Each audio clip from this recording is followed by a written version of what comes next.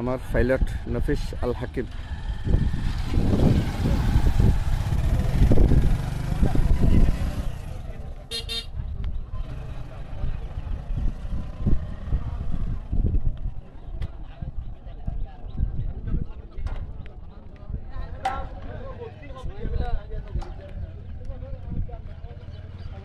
অসাধারণ ভিউর সাথে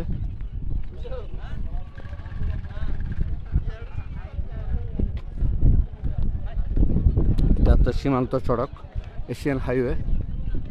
এখন সন্ধ্যা প্রায়। পাইলট এখানে এসে স্থির করছে। দাঁড়া 1 মিনিট হোক।